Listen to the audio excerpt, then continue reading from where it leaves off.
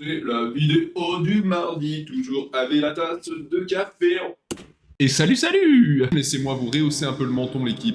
Hop les! Aujourd'hui, vidéo présentation des stuff 200 low cost de mondiaux SRAM Pandawa. J'ai réuni le panda et la SRAMette dans une même vidéo, histoire d'être un peu plus efficace que ce que j'avais fait la dernière fois. Avant de rentrer dans le vif du sujet, spécial shout-out, spécial remerciement. Je vais dire son pseudo en entier. Je m'étais juré de ne jamais le faire.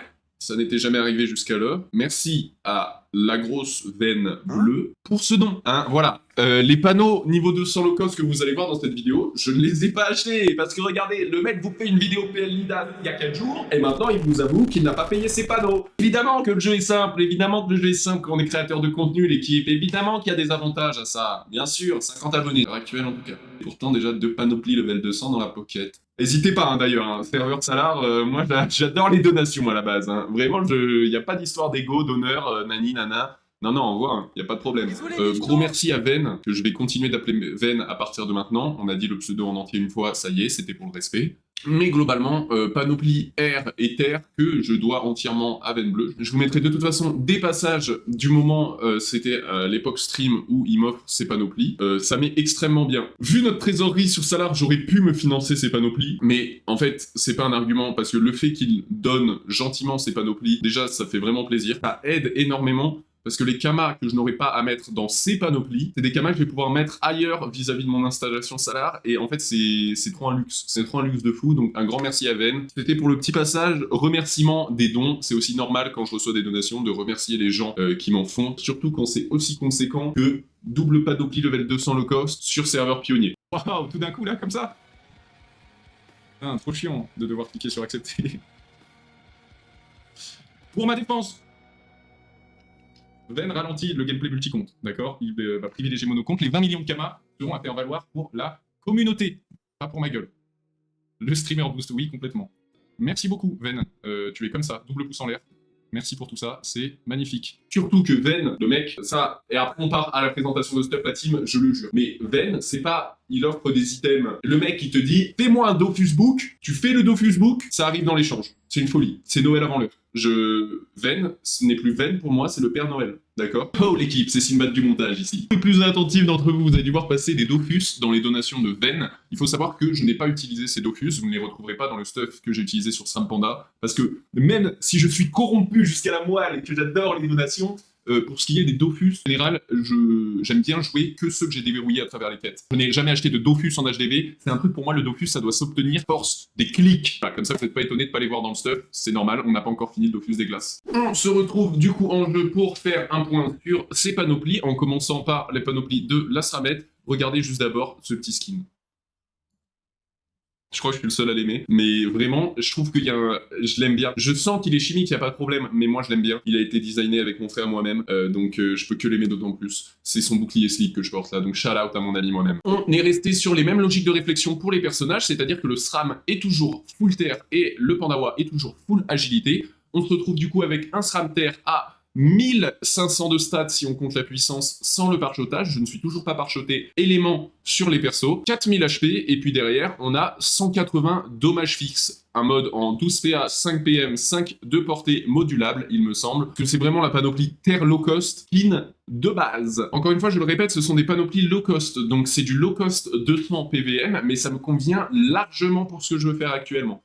Donc on est en double bonus panneau, tréfond et brousse. On va tout de suite aller checker les items. Donc on a des bottes de brousse, bon G, mais pas d'over, pas d'exo, comme d'habitude. On a une ceinture exodosaure, d'accord. Des fois il y a des G comme ça, ok.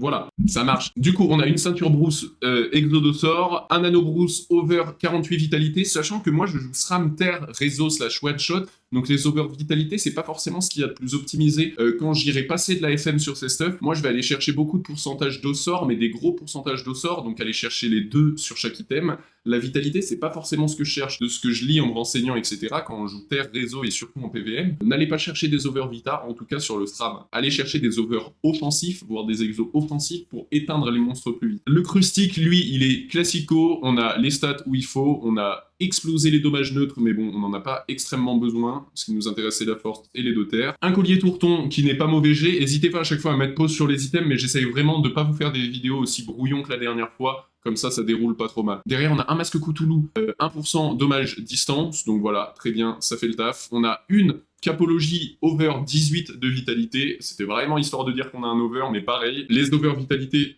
c'est pas des trucs que je vais garder toute ma vie, mais pour le moment, ça fait très bien le café sur la SRAMette. On a un Marc Torture qui est même pas FM arme de chasse, ça faudrait peut-être que je le fasse parce que je cracherai pas dessus. Mais voilà, au-delà de ça, il y a les stats qu'on veut. Pour du low-cost PVM 200, ça me convient très très bien. Ce bouclier brousse-là est pas dégueu. On a les stats au max, donc Crit Force, Vita. Et derrière, on est venu mettre une rune trans dommage terre. C'est la méta globalement des boucliers, vu que vous n'avez pas de dommages fixes sur les boucliers. En général, c'est la forge magique que vous voulez ajouter dessus, des dommages flats. Donc voilà, il n'échappe pas à la règle. On a toujours le petit Bulbizou niveau 100. Et derrière, on a le Dofus pourpre, le trophée stat, le Dofus des glaces bientôt, je l'espère, mais pour le moment, c'est un saccageur. On a le Dofus Sylvestre, bientôt je l'espère. La blague va être longue, l'équipe. La blague va être vraiment longue. Et pour le moment, c'est un examinateur. On a le Dofus... Allez, j'arrête. Le Voyageur et un Turbulent pour finir en 12 PA 5 PM. Sans plus tarder, je passe sur le Pandawa et après, je ferai un petit bilan sur quelle était la logique derrière ces stuffs parce que c'est globalement la même pour les deux personnages. On commence encore une fois par les stats. On est à quasiment... Non, on est même à 1500 de stats en comptant la puissance. On a 4100 points de vie avec des résistances. Voilà, on va pas trop s'attarder sur les résistances latines. C'est pas le principe du stuff. Le principe du stuff, c'est 175 dommages R dans la bouche des adversaires. Un mode en 11 PA, 6 PM, 6 PO, sachant que le mode peut être modulable en 12 PA, 5 PM, 6 PO si on met un turbulent. Mais moi, sur le Panda R, j'ai été habitué à jouer en 11-6, donc je reste en 11-6. C'est aussi bête que ça. Voilà. Du coup, sur le Pandawa, on est sur un mix Panoplie Alistair, Panoplie Abîme. On a des Palmes Triton avec un bel Overvita à 45. On a une Ménoture avec un exo d'Ossor. On a le gant du Valet Vénard sur lequel il n'y a pas de forge magie particulière. On a un anneau d'Alistair, pareil, pas de forge magie particulière là-dessus. On a une Amu du Glour Céleste qui a un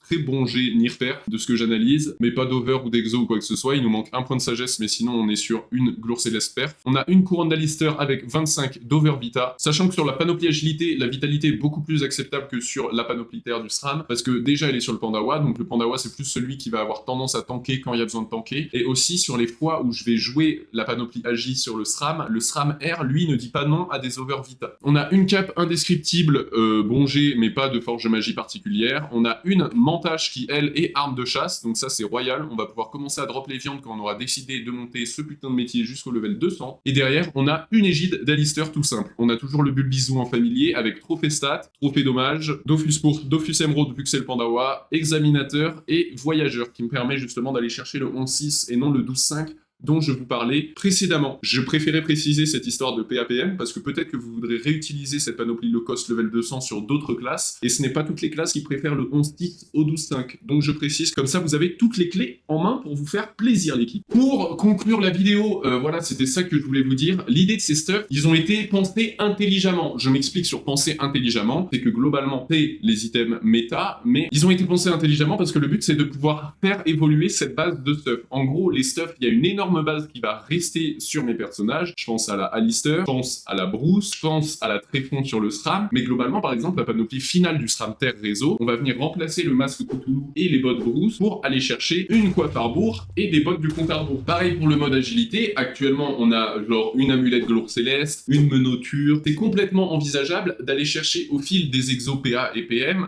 pourquoi pas un collier Valet Vénard pour aller chercher le bonus panneau avec la bague qu'on a déjà, et pourquoi pas, je sais pas, une sangloriole pour remplacer la menoture, qui est déjà en fait très bien dans... Mais bref, voilà, vous avez l'idée, le but c'est qu'en gros, ces stuffs soient une base avec laquelle je vais commencer à taper du contenu de sang, j'espère pouvoir en taper pas mal, mais qui va être une base qui va pouvoir vraiment bien évoluer au fil des Dofus que je vais déverrouiller en faisant les quêtes et les donjons, ou évoluer avec des potentiels exo-PA ou PM à droite à gauche qui vont nous débloquer des possibilités. C'est très simple, hein, je n'ai pas inventé le fil à couper le beurre en foutant de la Alistair sur un personnage agilité low cost et en foutant de la Bruce sur un personnage low cost qui joue force, hein, l'équipe. Mais voilà, l'idée c'était de vous montrer un petit peu le setup avec lequel je vais évoluer pour les prochains temps, les prochains Dofus et les prochains donjons. C'est pour ça que je ne suis volontairement pas allé au putsch. C'est des sorts qu'on va pouvoir voir prochainement par le biais de mes donjons. Je vous claque un petit bisou l'équipe. La prochaine vidéo concernera sans aucun doute mes débuts sur Free Ghost 3 qui sont, je ne vous le cache pas, très fructueux. Je te le gifle ce putain de Silargue. Ce Silargue, il a la marque de la main sur la joue gauche. Ça se trouve, je suis en train de bluffer, vous ne savez pas l'équipe.